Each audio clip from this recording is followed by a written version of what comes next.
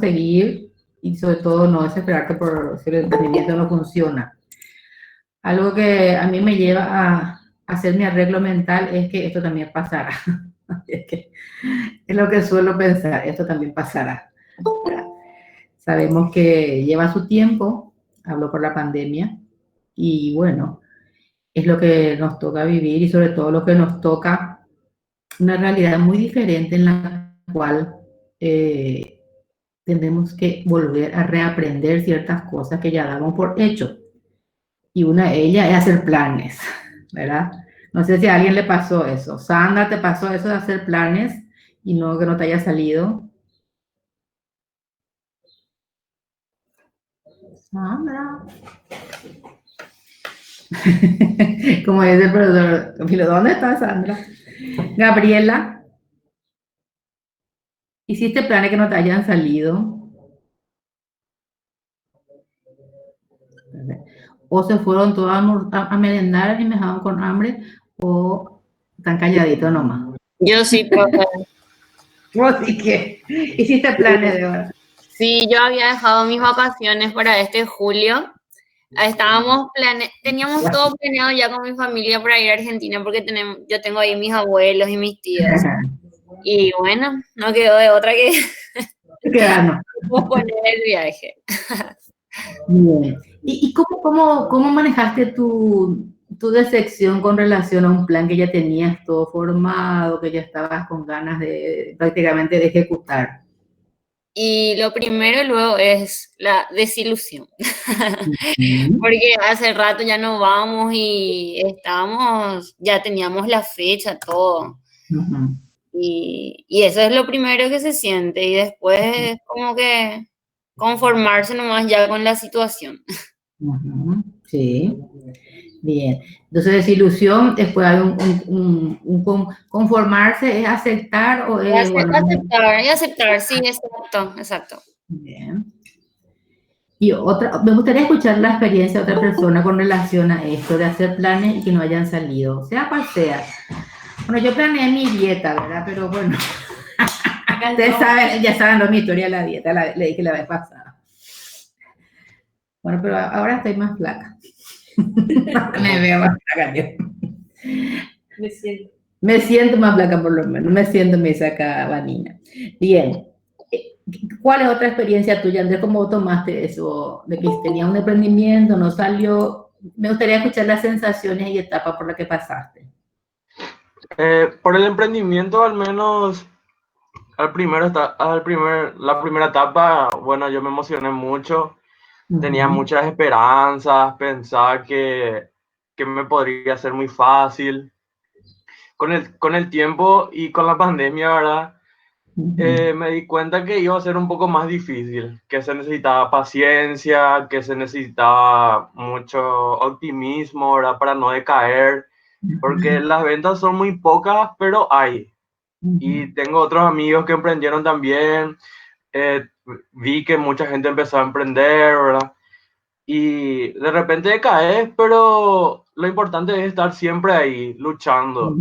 Y no decaer completamente y abandonar, ¿verdad? El tema este. En esta primera etapa donde está tu emprendimiento y aparece la pandemia, me gustaría la sensación que apareció ahí. Y no fue tanto una frustración luego así, fue más bien una decepción para mí. Luego también tenía como dijiste planes, ¿verdad? De que en noviembre mi sobrinita va a cumplir 1 año y yo tengo que ser el padrino y no sé si se va a dar, ¿verdad? Todavía vamos a ver cómo va, ¿verdad? Porque es de Argentina. Bien. Ajá. Y tenés que irte hasta allá. Sí, pero supuestamente no se va a hacer nada. Vamos a ver cómo van las cosas también. Claro. Es muy interesante, ¿verdad? Cómo cada uno de nosotros va tomando esta situación social y salud que nos está dando en este momento. Entonces, por eso un poco quería compartir con ustedes eso mientras entran más compañeras. En este tiempo que estuve en cama estaba pensando también que todo esto que estamos pasando es como un proceso de duelo, ¿verdad? En donde primero hay esto no puede estar pasando, esto va a pasar enseguida, esto no va a ser así. Después luego hay así como, entonces hay una negación, después como que a la pinta, pero esto realmente está pasando, o sea, mi parte cognitiva empieza a tomar conciencia de que esto no es que va a pasar nomás. Y después está así como así como estaban diciendo, una frustración, desesperanza, ¿verdad? En el caso que tiene emprendimiento, en el caso que hubo alguien que haya tenido familiares enfermos. Entonces es como que da así como vueltas para un proceso en donde nosotros hemos perdido un sistema de vida y en el cual estamos haciendo este proceso de transición para poder afinarnos a este nuevo sistema de vida. De esto que pasamos ahora, yo siempre decía al comienzo de esto, nadie va a salir como entró, nadie, ¿verdad? Y una de las cosas que estamos viendo, y ustedes están viendo, me imagino, por todos lados, es justamente la salud mental. Más está lo económico, evidentemente, pero también la salud mental. Entonces, quiero dejarle un poco esto así en la reflexión y pitando un poco esta idea de que todo lo que estamos viviendo es un proceso de duelo. En mi caso, he tenido, así como la experiencia de ustedes, ¿verdad? He vivido todo un momento de temor, tengo un padre ya muy mayor, tengo nietos, entonces cuando llegaba a la casa, me bañé bien, me saqué toda la ropa, o sea, hasta que eso me fui acostumbrando a hacer el proceso de cambio. Me iba a la casa de mi padre, él me quería abrazar, yo no le quería abrazar, él se enojaba, tiene 85 años, o sea, se imaginan ustedes la pelea que era porque dice que yo no le quería tocar, y pues decía, le abrazo, o sea, cada que me iba él me angustiaba porque, entonces después dije, bueno, si yo no le abrazo va a morir de tristeza últimamente, no porque yo sea la única que le quiere, ¿verdad? Sino porque necesitamos, ¿verdad? Y él evidentemente necesita más por sus carencias seguramente y su edad. Entonces, todo eso fue un proceso, hablo de mi experiencia y un poco teniendo la experiencia de Andrés y de Débora, para que ustedes vean que este cambio que estamos haciendo es un proceso en el cual vamos a acostumbrarnos a vivir de una manera diferente y sobre todo un proceso en el cual vamos a estar dejando atrás muchas cosas, nuestras vivencias, va a dejar recuerdos, ¿verdad?, de lo que estamos pasando. Entonces, eso quería compartir con ustedes y sobre todo que lo tomen como un proceso de duelo y todo proceso de duelo es proceso de cambio. Bien, creo que estamos 22, creo que, no sé si alguien me quiere comentar algo, me quiere decir, para poder ir a nuestro tema del día de hoy. Sin vergüenza, no se apabullen. Nada, profe, lo que yo quería mencionar nomás es que hubo un momento en que estaba discutiendo el tema de la pandemia con un amigo y me llegó a mencionar un dato muy importante que no sé si la mayoría de las pandemias, pero algunas duraban 5 años aproximadamente y ahí yo ya me calmé prácticamente, medio que me dio un plazo. Bueno, te calmas, esto no va a pasar enseguida ahora. Nada más eso. Así, sí, vos sabés que sí, Andrés, se está calculando que va a durar 2 años. Eso también me dijeron algunas personas que están muy metidas en la investigación y todo eso. Sí, así mismo, tenés razón. Y la de la España creo que duró 5 o 6 años, ¿verdad? Que era la fiebre negra, algo así. Bueno, entonces sí. Entonces, con más razón, nuestro proceso de cambio tiene que estar ahí. Ustedes lo que tienen que recordar, digo, como seres humanos, tenemos que recordar, yo soy más por vieja que por diabla, ¿verdad? Que toda nuestra vida es una dinámica, todo cambia, nada tengo yo. Cuando recuerdo una vez que yo juntaba mi joya porque alguna vez va a ser mi herencia, porque alguna vez voy a necesitar, qué sé yo. Hasta que un día me quise poner mi joya, que no era mucho, pero valía. No encontré, se robó. Entonces lloré mucho y me dio rabia y qué sé yo. Y después digo, pero es cosa, es una cosa. Y a esto que yo estaba haciendo se le llama apego. Llorar por algo que ya no está, por algo que ya no puedo solucionar. Y dije, ¿por qué? ¿Qué pasa que estoy tan apegada? Encima era una cosa, y eso no puede pasar con las personas, con gente que esté ahí a nuestro lado, ¿verdad? Entonces, uno va aprendiendo que hay que ir desapegándose de ciertas cosas para poder vivir la vida. Y va teniendo un proceso dinámico que sí o sí va a cambiar nuestra vida. Entonces, si ustedes pueden entender eso en ustedes mismos, va a ser mucho más fácil ser empático con el paciente o con el cliente cuando estén delante de ustedes. ¿Ya? Una de las cosas que aprendí, pero que aún creo que sigo aprendiendo, por ejemplo, es la polaridad entre la vida y la muerte. Yo sé que me voy a morir, sé que se van a morir mis seres queridos, etcétera, pero aún no me tengo una relación muy, diríamos así, todavía madura con la muerte.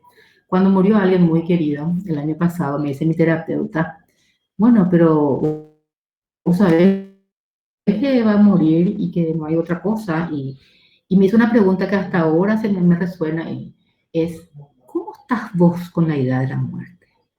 Y se me quedó resonando eso, ¿cómo yo estoy con la idea de la muerte?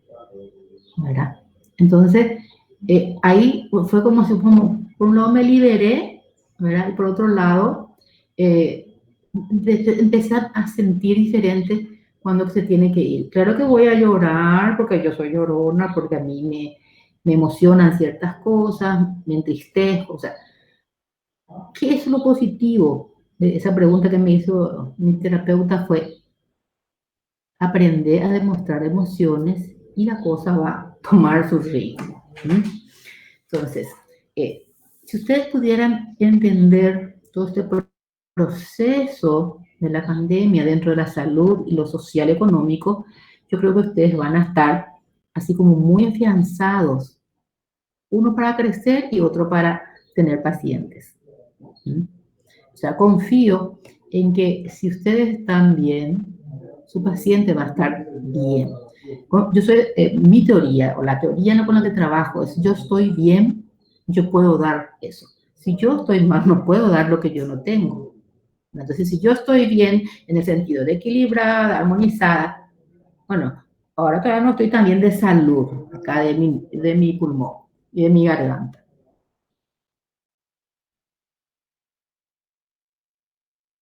La diferenciada, ¿qué quiere decir? Puedo aceptar que tengo una enfermedad, puedo llorar y ponerme enojada con mi enfermedad y después amigarme otra vez con mi enfermedad. Entonces, ese proceso, ¿verdad? Es importante que ustedes aprendan en su yo para que ustedes puedan trabajar con su paciente. ¿Mm? O sea, eso es lo que Carl Rogers, recuerdan, ustedes le llamaban empatía. Y esa empatía y ese poder estar con mi paciente y entenderlo desde su mirada es lo que me va a dar lo que también llama la aceptación incondicional. Entonces, si yo soy empática, le acepto al otro como es. Le acepto al otro sin juzgar, sin prejuzgar, sin darle ningún estigma. ¿Recuerdan ustedes lo que decía Carl Rogers? Entonces, empatía, aceptación incondicional y sobre todo respeto. Respetar su forma de pensar, sus ideas. Habíamos hablado la última vez de cómo viene el sujeto. Bien, después, yo me voy siguiendo. Creo que si hay preguntas, yo pues, estoy dando así como una pincelada, aparte de lo que era la pandemia, ¿verdad? Una pincelada a lo que ustedes ya leyeron. Entonces, si hay alguna pregunta, ustedes, o alguna cosa que no le haya quedado claro, ustedes me pueden preguntar con relación a lo que ya leyeron. ¿Qué dicen?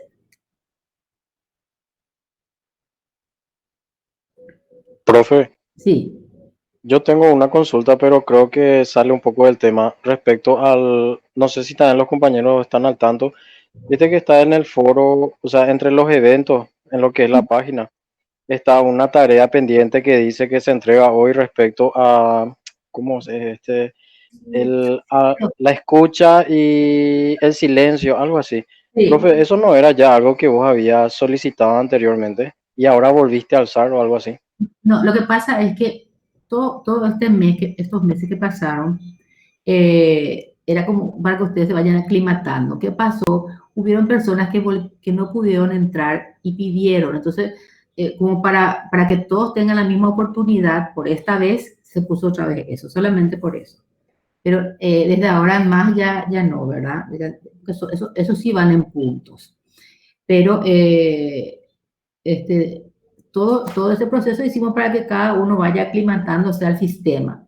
Ahora, cuando ustedes no pueden entrar en una tarea que se da, suponemos el otro jueves, por decirlo, el otro lunes, perdón, y me dicen, no pude entrar, puede abrir, no, ya no se va a poder abrir porque se supone que en estos 2 meses se aclimataron en la plataforma.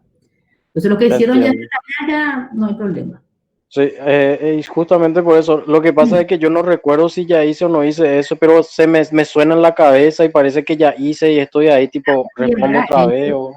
No, habrá hecho Luis, solo que fue más bien para que todos tengan la misma oportunidad, pero esto fue hasta ahora, ¿verdad? Ahora vamos a ya poner las reglas que son las que nos ponen la plataforma.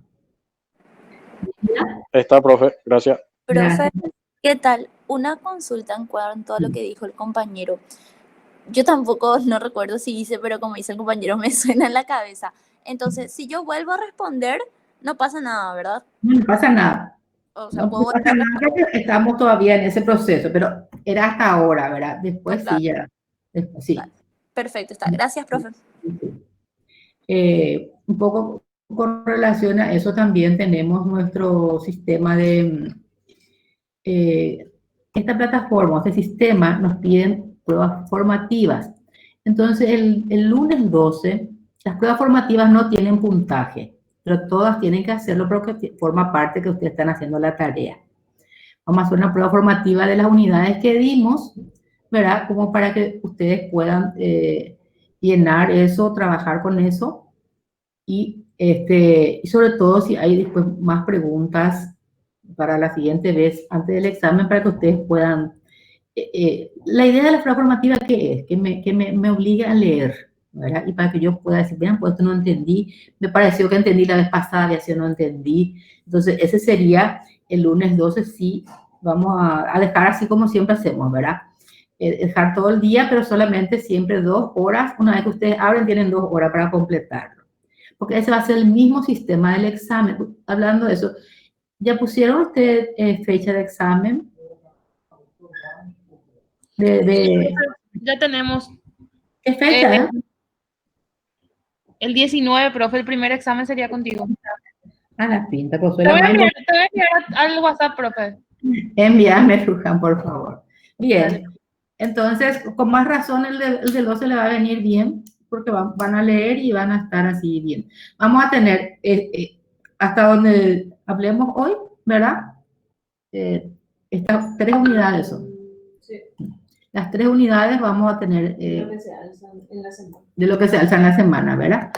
Entonces, para el examen. Entonces nos quedan después 2 que son un poco más largas, y sobre todo donde hay que estructurar más, en donde yo, por eso, les pediría a ustedes y a los que sus compañeros, yo no grabo la clase, no olvidemos yo de eso. Bueno, disculpen.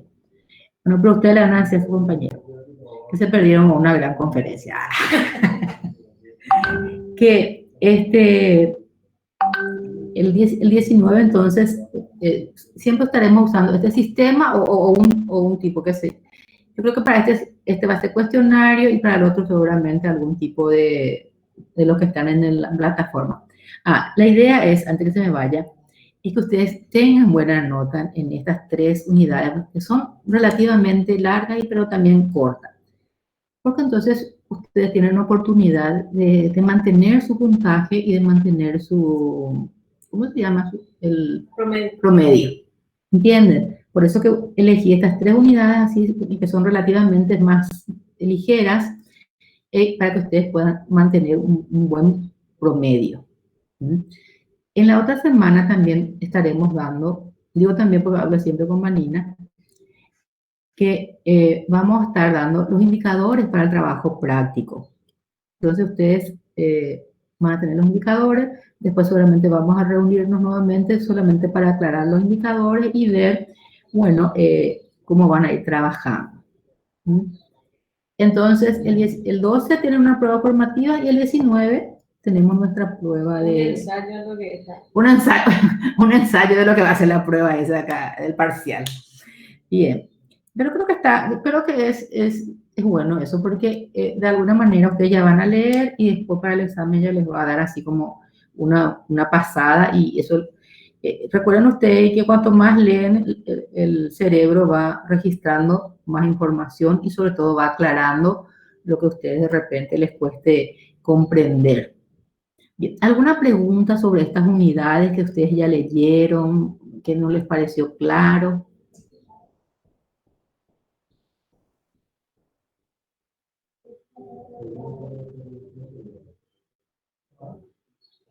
Bien, se empieza.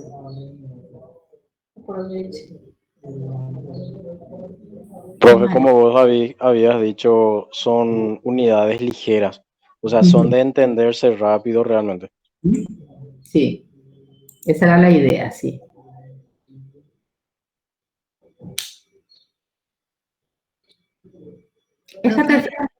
Sí, decime, Noelia. Con respecto a las pruebas formativas, ¿habría posibilidad de que los resultados, es decir, las correcciones del examen podamos ver? De la prueba formativa. Sí. Sí. Ahí ya le va a saltar, ¿no? Ahí le va a saltar. En la prueba formativa sí, en la prueba del examen del primer parcial no, porque forma parte del sistema. Pero para esta prueba formativa sí le vamos a poner sin problema. Ya, gracias. Para que puedan verificar y así, bueno, ustedes mismos chequean qué es lo que tienen que leer más a lo mejor. Sí, así mismo. Gracias, profe. Bien, ¿otras dudas?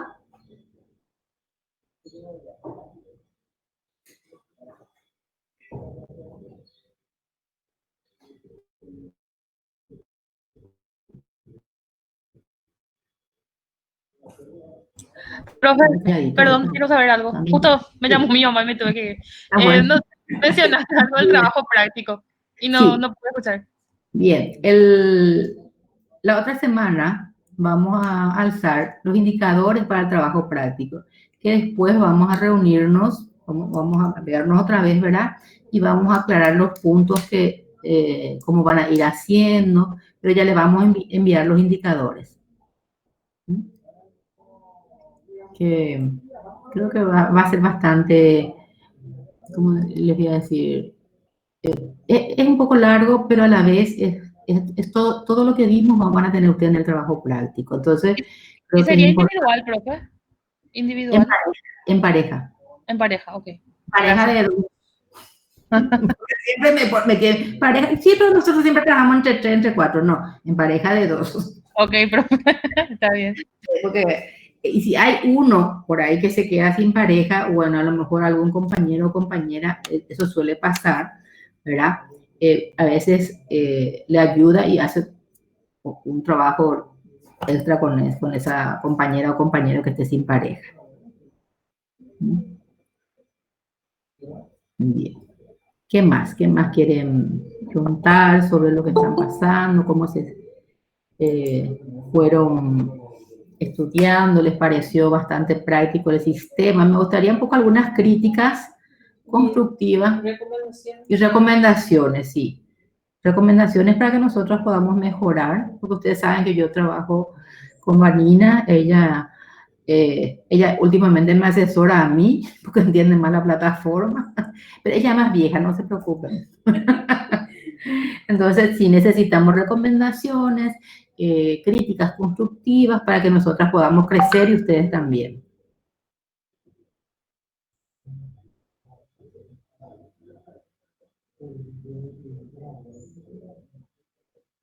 Críticas, recomendaciones, Luján. Luján, yo quiero ver tu cara. Vos ya solo, vos sos de otra carrera, ¿verdad? Sí, profe, yo soy de educacional. Tenemos tu foto, por eso te... Ah, sí. ¿Te acordás ya de mí? Sí, Yo era delegada de educacional, profe, de ahí seguro me conoces. Sí. Ahora Promo 2018. De repente te miré así. Bien. La verdad que son un grupo bastante heterogéneo, muy lindo, suelo leer lo que ustedes escriben y todo eso. Y me gusta mucho cómo se involucran, ¿verdad? Y me parece eso muy, más allá de que tenga puntos, ¿verdad? Creo que el involucrarse implica tener una responsabilidad de crecimiento en la asignatura, digo, en la carrera. Entonces, justo le decía a Vanina, son bastante correctos, ¿verdad? En escribir, en estar atentos, y eso implica un perfil de personas responsables. Bien. ¿Alguna pregunta que ustedes me quieran decir, que me quieran dar con las cuestiones que ya estuvimos viendo?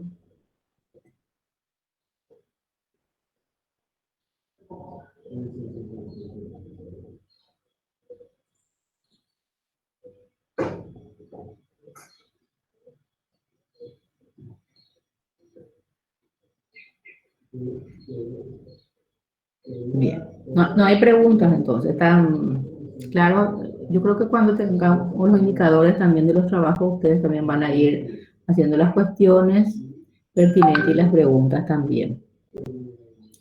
Bien, dentro de lo que nosotros trabajamos, ¿verdad? Vamos viendo las técnicas. ¿Qué tipo de técnica ustedes creen que es la que más nosotros hacemos dentro de alguien hizo terapia en la red? Creo que me dijeron alguien que sí. ¿Y qué enfoque tenía? Un poco para saber qué tipo de técnica le pareció que usaba el terapeuta. O si no tuvieron terapia, bueno, ¿cómo se imaginan que sería, por ejemplo, una sesión? A mí me encanta hablar, profe, de eso, porque yo hice terapia ya hace unos años, estoy haciendo, y es tipo una práctica también. Nosotros vemos ahí cómo se comporta la psicóloga, el psicólogo, qué hace, qué técnicas usa. Pasé por aproximadamente 3, 4 psicólogas. La primera que tuve es con la que estoy actualmente también, su técnica, su escuela es cognitiva conductual. Yo me di cuenta porque fui estudiando esto y ella me hacía más bien primero encontrar mis partes positivas, negativas, y luego ir trabajando en ello. Me daba tareas para hacer y yo tenía que ir viendo si hacía o no en la otra semana, cosas así. Bien. Y ella, no sé si se actualizó o algo así, ¿verdad? Pero creo que sí, porque encontró otra corriente que le interesó actualmente, porque es la corriente dialéctico-conductual, que es una fusión de la cognitivo-conductual con filosofía Zen y todas las otras. Y esa corriente, o sea, yo también me siento más a gusto con esa corriente. Te gusta más, sí, me imagino que te gusta más porque a mí me gusta, ¿verdad?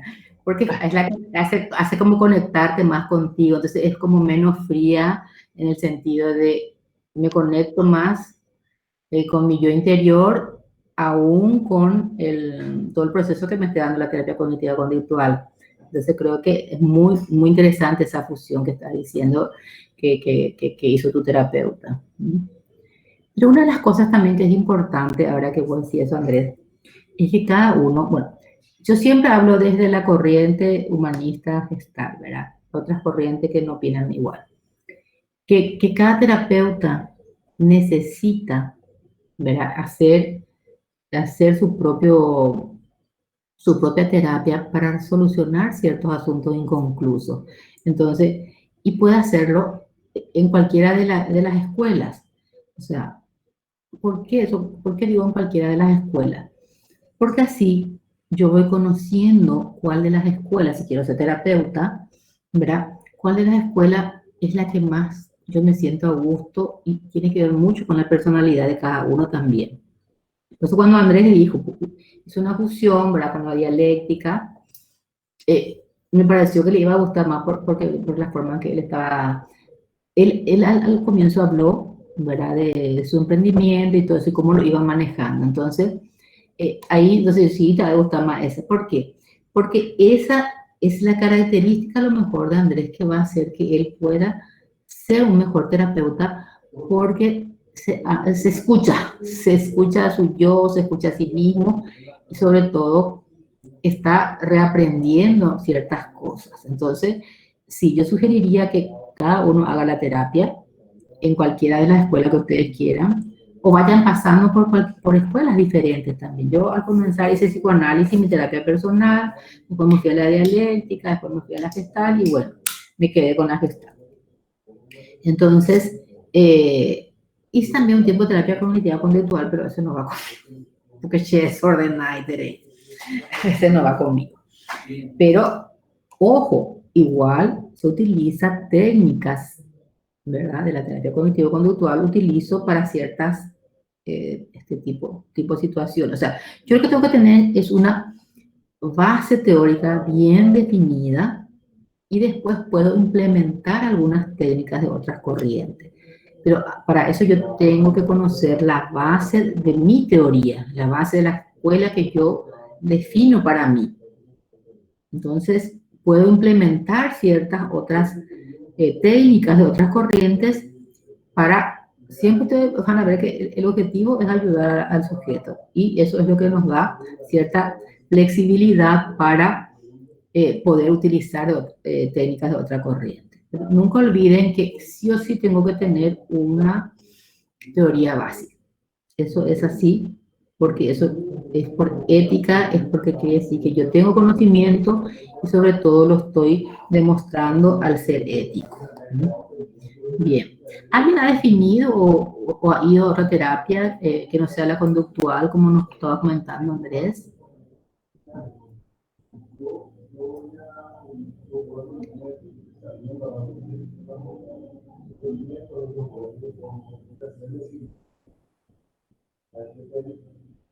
Julie, ¿Yegros?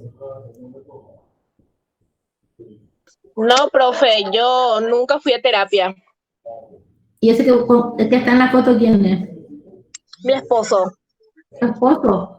Mi esposo cuando era mi esposo cuando era mi novio.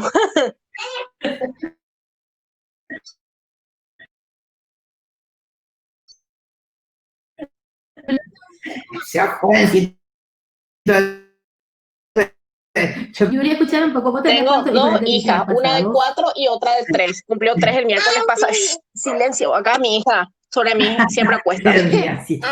Bien. Bueno, todavía no nos va a tener chico. Mami, ¿qué? No hay tiempo ni espacio ahí. Bien. Y acá está, siempre sobre mí. Sí. Mis dos hijas. Pero lo lindo es que vas a tener varias teorías y cuando vas a tener que enseñarle, no vas a tener ninguna. Eso es cierto. Mi esposo siempre me dice que trate de aplicar. Le digo, no, acá en casa no soy estudiante de psicología, le digo. Porque la gente extraña siempre me pregunta si tips y trato de decirle más o menos lo que a mí me parece. A otros le evalúo, pero casa herrero, cuchillo de palo. Así tal cual. Mi esposo es ingeniero electrónico y también acá casa herrero, cuchillo de palo. A todo el mundo le arregla sus cosas, pero en casa no hay luz. En mi casa se quema el foco y después de 3 meses cambia. Así es. Van a tener 1000 teorías y ninguna van a usar para cuando tengan hijos, porque como yo hice, le tiré el libro de algo para hacer por la cabeza a mi hijo cuando eso. Pero es así, porque eso es parte nuestra, ¿verdad? No, si tenés hijos chicos, entiendo que es muy difícil todavía hacer varias cosas. Ojo, que no es imposible, yo terminé mi carrera con mis 3 hijos también, así que, y así como uno tras otro, porque 1 año, 4 años, y 40 días también, Julie, vos no respetas. No, 1 año, 8 meses se llevan. Bueno, está bien, perdón, Julie. Las dos nacieron por cesárea, no quise saber nada del parto natural. Está bien. Cuanto más rápido se tenga, mejor. Sí, pero yo ya soy también licenciada en historia. Después recién vine a hacer otra vez la carrera de psicología. O sea, me recibí también muy joven de licenciada en historia y después hice una maestría. ¿Cómo? ¿Cómo fue que elegiste psicología?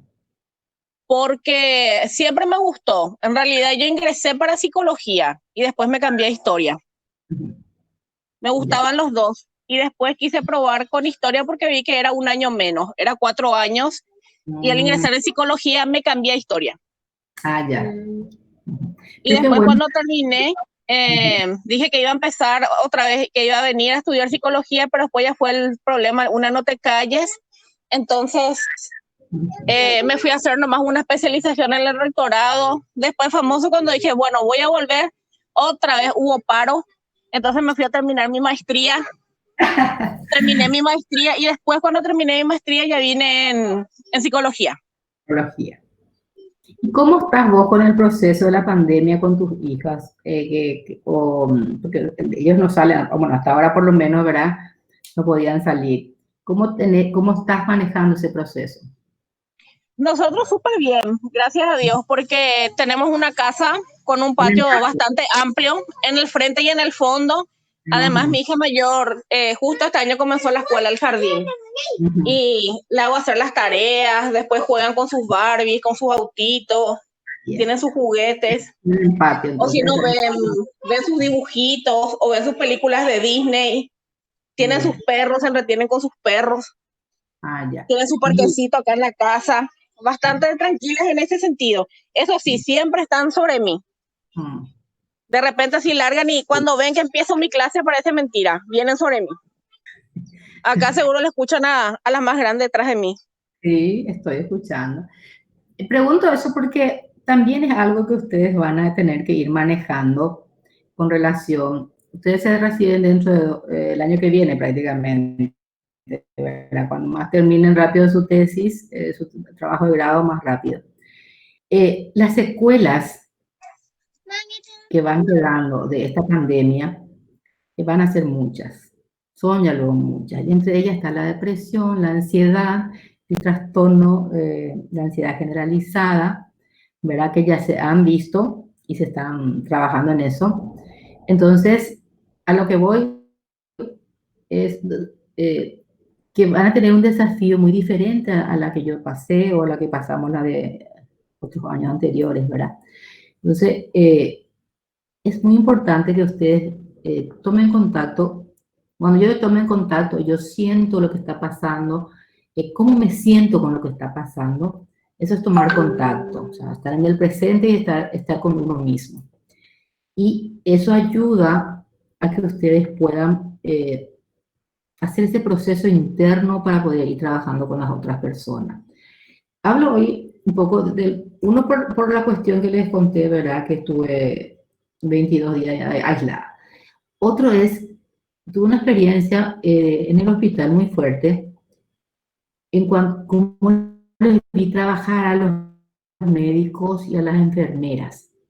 Entonces me llevó a un estado así de decir, Dios mío, me estuve muy ansiosa, controlé mi ansiedad y después les miraba a ellos y en serio trabajan esta gente con una cuestión así con mucho temor, qué va a pasar conmigo, etc.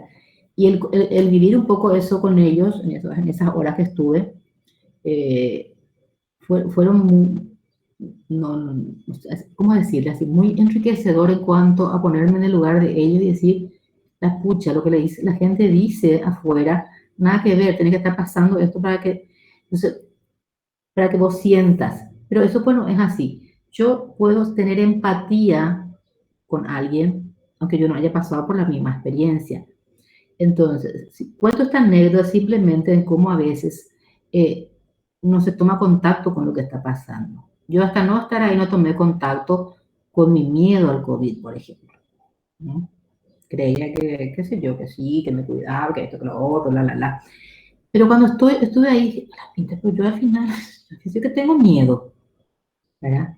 Había sido que tengo miedo de contagiarme. Antes tenía miedo de contagiarla a otro, como le dije, mis nietos, mi padre, ¿verdad? Pero tomar contacto con ese temor que yo tenía, uno hizo que baje mi ansiedad.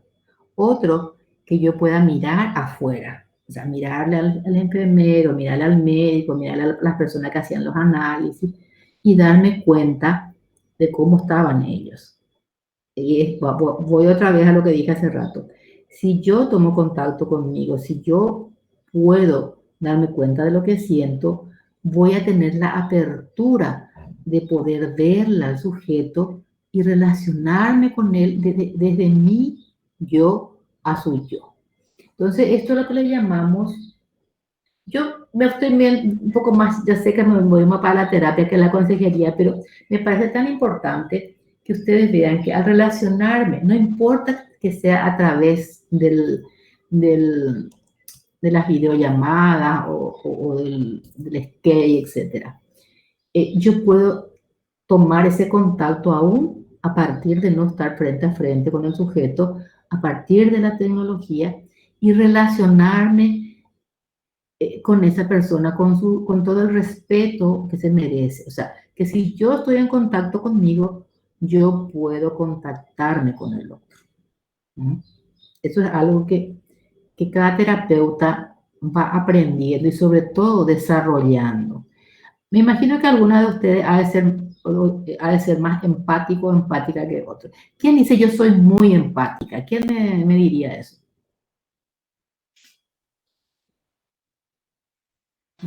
Yo, profe. A ver, Carmen, decime, ¿cómo sos tan empática? Y yo creo que a veces ya mi empatía va hasta en contra de mi propio bienestar. Tipo, yo le voy a dar toda la persona si yo veo que necesita o está pasando mal y no importa si yo tengo o no tengo. Tipo que ya supera los niveles normales, pienso a veces, ¿verdad? Pero es como soy. O sea, si yo veo que una persona está pasando hambre y yo tengo una empanada, le voy a dar toda la empanada, no importa si yo tengo hambre. Creo que... Claro, es importante darle la mitad, porque vos no te puedes quedar sin nada. Acuérdate que vos no puedes dar lo que no tenés. Si le das todo, te vas a quedar sin nada. Por eso te digo, profe, que a veces ya mi empatía ya supera los límites normales. Claro, porque ese ya no es empatía, mi amor, ese se llama simpatía. O sea, ya me causa tristeza, ya como que no tiene para comer y yo sí tengo y yo como que no le voy a dar todo. No, si yo tengo una empanada, yo le voy a dar la mitad. Y no por tacaña, sino porque yo necesito tener lo que a mí me pertenece. Y eso sucede en todo, en afecto, en ropa, en todo. Porque si no, eso que está diciendo Carmen es muy cierto, porque si no yo voy a dar todo lo que tengo y lo que no tengo. Y ahí es donde voy a empezar a sentirme mal. Entonces, claro, llega un momento, no porque me falta a lo mejor la empanada, sino porque yo tengo que saber poner el límite. Entonces, si, qué sé yo, ver a un niño en la calle, por ejemplo, te da tristeza, no sé, le compras algo, plata no, porque eso le da a su padre y toman su caña. Entonces, yo puedo tener empatía en darle algo a ese niño, le traigo ropa, etcétera. Pero yo no le puedo dar todo lo que yo tengo porque eso no le hace bien al otro ni me hace bien a mí. Entonces, ahí es importante ver, en este caso es simpatía, y ahí vamos a ver la diferencia entre la simpatía y la empatía. Profe, vos sabés que me hiciste acordar un ejemplo nomás que quiero acotar. Yo siempre le festejo en grande los cumpleaños a mis hijas. Y este año por la pandemia le hicimos un pequeño festejo familiar. Pero yo decidí este año, en este cumpleañitos, no invitarle a unos parientes de mi marido, porque cuando vienen, te vienen en manifestación luego. Y no solamente en patota te vienen hasta con los sobrinos. Y no es porque uno sea hambriento o hambrienta ni nada. Gracias a Dios uno siempre tiene para darle bien a los invitados. Pero el problema es que ellos vienen y sin mentir por mercado ponen las hamburguesas, los panchos. Sí, hay gente así. Incluso en uno de los cumpleaños tuve que optar yo por no las golosinas en la mesa porque el año anterior ellos habían llevado todo lo que había ya antes de cantar cumpleaños feliz. Y yo siempre les compadecí, decía, pobre anga, seguro no tienen. Y todo el mundo me decía, no seas tonta, no le invites más. Entonces yo este año hice más o menos así, tipo una introspección como lo que vos estás diciendo. Y opté este año por no importarme en alzar ni siquiera la foto en mis estados y no invitarla a ellos. Ya fui más egoísta, pensé también más en mí, porque cada año que les invito me genera ansiedad que ellos vengan, porque no estoy tranquila, tengo que estar controlando todo lo que hay, me pone nerviosa. Incluso si a ellos se le va a invitar, uno tiene que prepararse sin mentirte como mínimo con 3 kilos más de lo que sea que vayas a dar de comer, de golosina, litros de gaseosa, porque abusan, abusan. Entonces yo dije, bueno, este año ya no les invito. Y así, tal cual, no me importó si se enojan o no, y no les invité. ¿Y te sentiste bien? Me sentí feliz y opto ya por no invitarles nunca más. Posible, el otro extremo yo de Julie. Julie, yo tengo que aprender contigo entonces.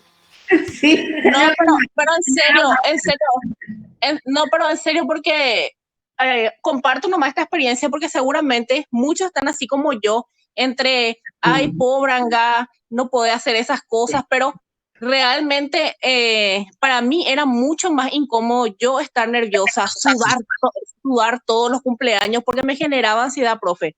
Controlar, ya que no lleve esto, ya que no lleve lo otro. Hasta mi mamá, mi papá, mis hermanos le decía, bueno, controlen que en la mesa. En enero, por ejemplo, encargué helados para el cumpleaños de mi hija, porque ella es el 21 de enero y pleno calor. Encargué helados y chupa chup y algodón de azúcar. Y tenía que controlar que ellos no saquen todo lo que había, la sorpresa, y es muy incómodo. Y desde que mi hija nació, ¿verdad? Su primer año le hizo una pool party, fiesta de piscina. Por la casa de mis padres hay una piscina grande. Me desinflaban todas las salvavidas y llevaban. Me robaron todos los adornos. Eso ya fue luego lo primero. Imagínate lo que fue para mí. 4 años le soporté. Y para el cumpleaños, esta es mi segunda hija, cumplió 3 años el sábado que le festejamos. Dije, no, basta, ya no les invito más. Y ya superó mis expectativas, porque yo creo que la paciencia y la generosidad también tiene un límite. Claro, no hay que confundir. Y cuando ya te está perjudicando, ya te roba tu salud mental, ya te roba tu paz emocional. Entonces yo creo que ya hay que poner también un alto. Hay que ser bueno, pero tampoco estúpido. Claro, y a eso es lo que le llamamos poner límite, al darme cuenta de que el otro me avasalla, ¿verdad? Me está tomando mi lugar, y yo digo, no, hasta acá, mira que este es mi espacio, ¿verdad? Entonces, le puedo decir 2 o 3 veces, y la cuarta, entonces, una de las cosas más saludables es alejarse de la gente tóxica. Entonces, sí, yo incluso decía, ¿cómo voy a festejar y no voy a alzar las fotos en mi estado? Por ejemplo, mi foto familiar con mi esposo y mi hija, pero este año no me importó, alcé toditas mis fotos. Y no me importa si se enojan o no, porque yo me siento bien. Y eso es lo porque recuerden ustedes cuando la gente son tóxicas, el que se siente mal es uno, porque el tóxico no le interesa, ¿verdad? Entonces, si yo como persona aprendo a poner ese límite, es lo que me va a ayudar a madurar. Porque muchas veces yo siempre digo, y sigo sosteniendo durante años y cada vez más, que ser uno mismo tiene su precio social. Entonces, a mí me dicen que soy muy Argel. Y antes me molestaba y me dolía y no, ay, no, como yo no soy. Hasta que me di cuenta que sí soy Argel. Y que me gusta había sido ser Argel. O sea, no me molesta a mí ser Argel. Y ser Argel, ¿qué es? Decir, no, me puedes prestar plata, no tengo o no quiero. Me podés buscar tal cosa, no, sabes que yo no me voy a ir, no me quiero ir. Ese es ser Argel. Dije, no, realmente me gusta ser así. Y ahí es donde uno aprende a decir no cuando quiere decir no y a decir sí cuando quiere decir sí. Que es uno de nuestros mayores problemas porque viene desde la infancia, en donde le decimos a los niños y a las niñas qué tiene que hacer cuando él realmente no quiere hacer. Como por ejemplo, viene la tía Rosita, que es más fea que la muerte, argelada como ella sola, dale beso a la tía Rosita. Y el niño te dice, no quiero darle beso, dale beso a la tía Rosita, como no seas maleducado. Y la tía Rosita ahí insistiendo, ¿verdad? Entonces, hay que vemos que nosotros, los adultos, le vamos inculcando a decir sí cuando realmente que se quiere decir no. ¿Qué sucede cuando le pegamos o le castigamos y le decimos? A mí me da una risa cuando escucho o veo así. Yo no hice nunca. le pega a su hijo con una zapatilla y no llores. ¿Cómo no va a llorar si le duele? ¿Eh? Entonces, ¿qué le estamos enseñando al niño y a la niña? Si te duele, tienes que callarte. Profe, ¿Sí? yo tenía una consulta, es que yo siempre veo muchos videos en Facebook y hoy me tocó ver un video que es la segunda vez que veo, en donde él se daba que él usó el audio de la policía de niños, no sé si llegas a escuchar. No. Es un audio en donde supuestamente el papá le llama y la policía, ¿verdad? En un lenguaje más español que castellano, empieza a hablar, empieza a decirle que porque el niño no quiere comer y que si el niño no quiere comer, le va a enviar a la policía. ¿Y después? Y yo lo que quería preguntarte, ¿eso educar a través del miedo estaría bien en ese sentido al menos? No. Es como decirle que lo que antes nosotros le decíamos, ¿verdad? A nosotros se nos dijo, te va a venir a buscar el viejo de la bolsa. Pero vos sabes, profe, que lo que yo al menos vi es que el nene se sentía mal en ese momento, ¿verdad? Y después alzó el video el papá, en donde el nene estaba comiendo feliz su comida y decía, ¿qué le puedo decir al policía? Le decía al nene, ya no soy más delicado, le decía al nene, y feliz comía su comida, o sea, yo lo tomo así como algo gracioso, pero también vi la cara del nene preocupado en las dos ocasiones que vi, siempre se preocupa. Cuando le dicen al niño o a la niña, si vos no haces esto, ya no te voy a querer. O si vos no haces esto, yo ya me voy a ir. ¿Ustedes se imaginan un niño de 3 o 4 años, o 5, decirle que vos no nos vas a querer más? Eso es catastrófico para él. O decirle que ya no que te vas a ir y que no vas a volver porque se porta mal. Es re traumatizante. Y yo soy de esa generación que mis padres me criaron así. Recuerdo que alguna vez también hice así con mi hijo, pero es horrible, ¿verdad? Entonces no es saludable para nada. En todo caso, los castigos deben ser diferentes, qué sé yo, si no quiere comer la comida, se le dice, no sé, esto es lo que hay, ¿verdad? Lo puedes comer más tarde cuando tengas bastante hambre o cosas así. O, profe, también hacerle que le falte algo, por ejemplo. Si no come la comida, tipo que no va a tener su bombón. Sí, podría ser. Recompensa castigo, sí. La verdad, hola, ¿qué tal, profe? Otra vez yo. Bien, La verdad, sí. en cuanto a eso, lo que es la educación con los niños, yo estoy trabajando en una guardería hace 4 años y justamente tenemos situaciones así del tema de la comida con los chicos. Y es una situación de repente que ni los mismos padres saben lidiar con esa situación y es bastante complicado porque literal dejan todo el trabajo sobre nosotras, lo cual no es ninguna novedad porque pasan en todas partes, en el ámbito educacional especialmente. Entonces, lo que nosotros, a través de mi experiencia y de la metodología Reggio Emilia, que es una metodología de Italia, nosotros lo que aplicamos es que el niño entienda que toda cosa que él realiza tiene una consecuencia, ya sea positiva o negativa. O sea, él come verduras, no va a crecer, se va a enfermar, por lo cual no va a tener fuerza para seguir jugando, no va a poder hacer otras cosas como los niños normales. O sea, es a través de que ellos entiendan el por qué, no obligarles y decirle tenés que comer, sería no imponerle al niño, es más bien hacerle entender los porqués para que ellos vayan desarrollando también una parte cognitiva de entendimiento a lo que son temas básicos de la vida, qué sé yo, que tiene que comer, higiene personal, hábitos normales que todo el mundo va aprendiendo, especialmente en esa primera etapa de 7 años de vida, que es lo más importante. Sí. Yo creo que se puede negociar con el niño en ese sentido, pero siempre es el adulto el que toma la decisión. Decirle, esto que está diciendo Neire es muy provechoso, el niño tiene que comer, no hay de otra porque es parte de. Yo siempre le digo a mi paciente, cuando me dice, yo no puedo más con mi hijo, ¿cuántos años que tiene tu hijo? Le digo, 8 años. Pero cuando tengo un niño de 8 años, va a dominarte, le digo yo, porque él es muy terrible. Y cuando empezamos a hablar y vamos viendo quién es la terrible, ella que no le pone límites, ¿verdad? Entonces ellos vienen con esta cuestión de que no hay que pegarle al niño, no hay que castigarlo. No es que le tenga que pegar ni castigar. ¿Qué tipo de razonamiento y castigo uso con él en todo caso? O como dice él, si no come esto, o sea, no hay tele, no hay ahora jueguito, qué sé yo, ¿verdad? Entonces, hay negociaciones, pero siempre tiene que ser el adulto el que decide. Para los que tienen hijos, los que trabajan con niños, ¿verdad? Eso es muy importante. Vemos también de que a través del crecimiento, ¿verdad? Y de las cosas que ustedes traen, que se llaman introyectos, todos traemos, perdón, se llaman introyectos y son los mensajes que nos dan desde pequeños. ¿A mí qué dice acá? Acá pregunta Diana, ¿dónde trabajas, Neida? Dice. Bien, entonces, es que ustedes vean que cada tiempo del niño, vos, Neida, que trabajas con pequeños, y Yuri, que sé que tiene niñitos, saben que las primeras etapas son las más importantes para que formen su carácter, ¿eh?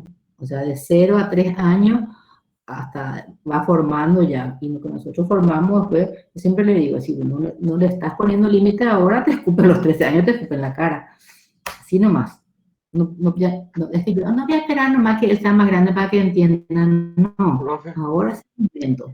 con respecto Sí. a eso, profe, hay situaciones en las que, bueno, aunque sea hasta la mayoría de edad, uno como padre, como vos decís, tiene que tomar la decisión y a veces hasta obligarle al hijo, ¿verdad? A que no cometa, por ejemplo, ciertos actos, a que no haga ciertos actos. No, Sí. no tener tampoco satanizar la palabra de obligarle al hijo, tampoco putearle o, con el perdón de la palabra, así, o maltratarle para que haga algo, sino que ir, como decir, poniendo límites.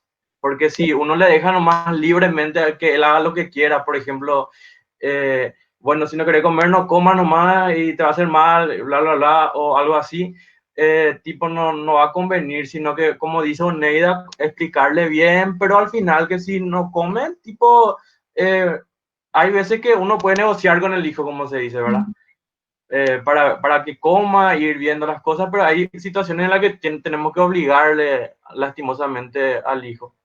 Claro, obligarle va en el sentido, así como dice la compañera, explicarle, y aunque sea tiene que probar.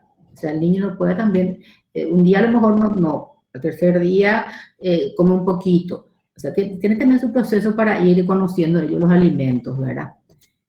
Pero el adulto él siempre tiene que decidir.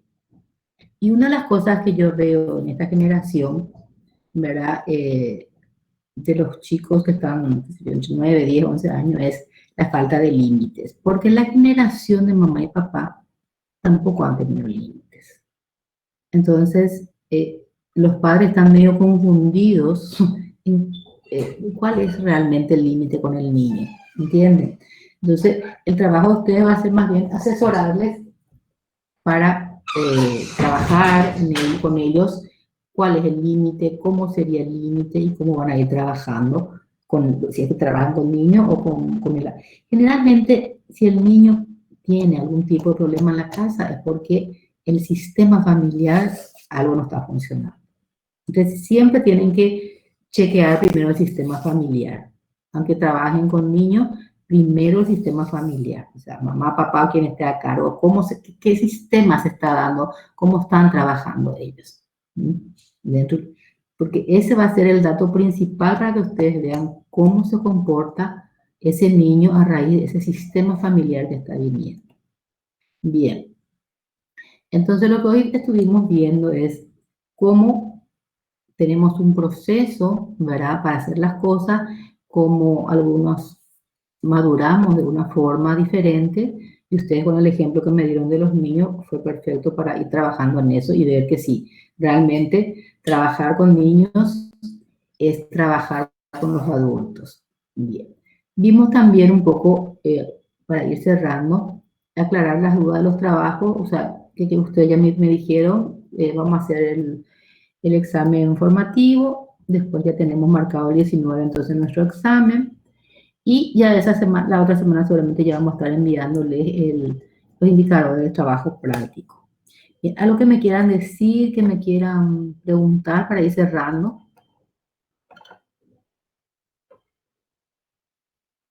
Comentar. Acá hay preguntas. Cultura. Profe, ¿Sí? ¿Por qué se llama consejería si no damos consejos? Porque viene de la palabra counseling y se tradujo literalmente del inglés al español. Entonces es counseling, que es consejería, orientación. Hay varias clases de orientación. Hay orientación psicológica, hay orientación pedagógica, hay orientación sexual, hay orientación, ¿cómo se llama? Vocacional, ¿verdad? Laboral también, pero es orientación psicológica, es lo que nosotros trabajamos, que es consejería psicológica. Pero nada más que es por la traducción. ¿No sería una mala traducción, profe, entonces? Pero no hay otra traducción que determine así, por eso es literalmente se hizo la traducción. No sé si yo creo que queda mejor orientación psicológica, pero tampoco es counseling, es orientación, no sería orientation o lo que sea. Entonces, no, es la traducción y es la que dieron desde la Asociación Americana. Entonces se fue traduciendo así. ¿Más preguntas? ¿Aclaraciones?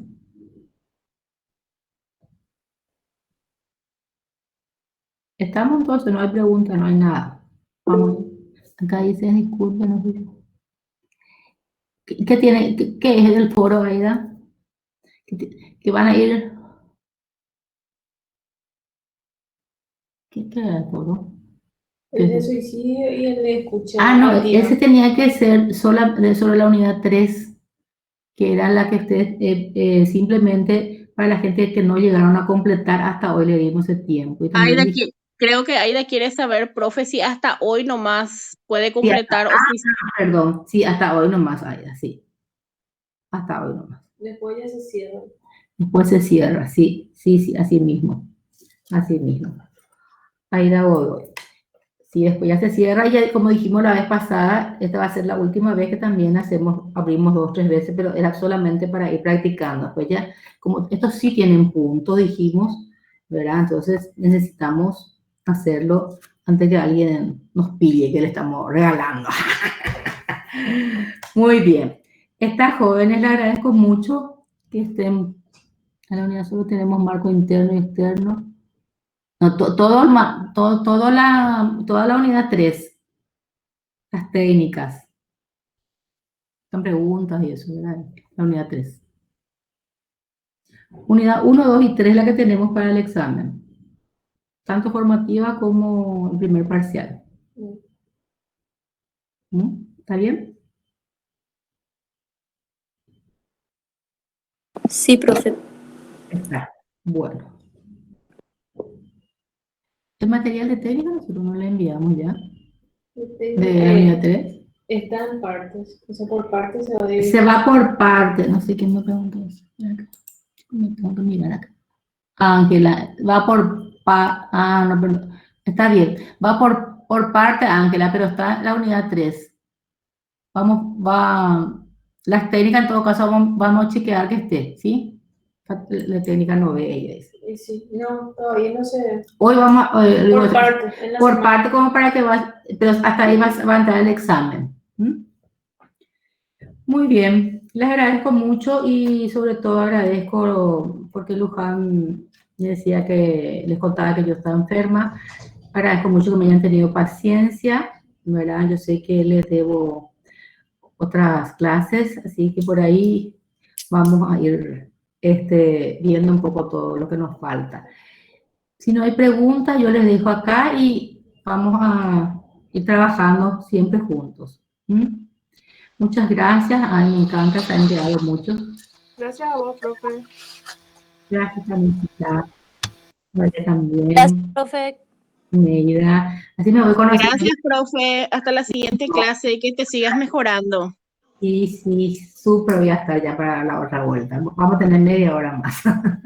Bueno, chao, gracias. Hasta luego. Chao, profe.